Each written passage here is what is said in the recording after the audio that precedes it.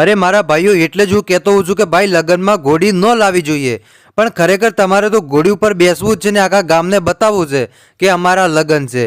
હવે ભાઈ ખરેખર વિડીયો જોયા પછી તમારી આંખો આખી ફાટીને બહાર આવી જશે ભાઈ કે ખરેખર ભાઈ આ શું થઈ ગયું.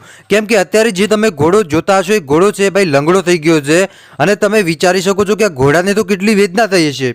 પણ એની સાથે સાથે સાહેબ જે ઉપર માણસ બેઠો છે એને પણ શરમ નથી આવતી કે ખરેખર ઘોડા ઉપર બેસીને નાચી રહ્યો છે, ને ત્યારબાદ વિડીયો છે સોશિયલ મીડિયાની અંદર જોરદાર વાયરલ થઈ ગયો છે.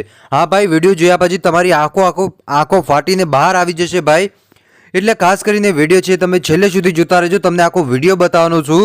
કેમ કે સાહેબ તમે અત્યાર સુધી ઘણા બધા સોશિયલ મીડિયામાં વિડીયો જોયા હશે, પણ સાહેબ હું જ જે તમને વિડીયો બતાવતો હોઉં છું એ વિડીયો ભાઈ તમે ક્યાંય નથી જોયો હોતો. તો હાલો મારા ભાઈઓ, સૌથી પહેલાં તમને વિડીયો બતાવું છું, પણ આપણે વિડીયોની શરૂઆત કરીએ એની પહેલાં ખાસ કરીને જેટલા પણ આપણા ભાઈઓ અને બહેનો નવા આવો છો તો ખાસ કરીને મારા ભાઈઓ અને બહેનો ચેનલને સબસ્ક્રાઈબ કરી નાખજો.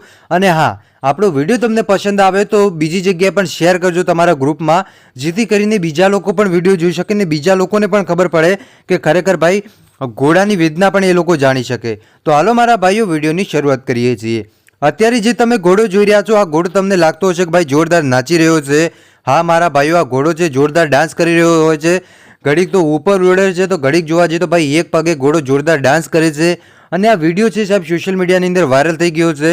અને ખરેખર સાહેબ ઘોડો પણ એટલો બધો સમજે છે કે તમે ન પૂછો વાત. કેમ કે તમને ખબર છે કે અત્યારે જાનવર સમજતા નથી, એ વાત બિલકુલ ખોટી છે. જાનવર સમજે છે ભાઈ, એનું ઉત્તમ ઉદાહરણ તમે વિડીયોમાં પણ જોઈ શકો છો.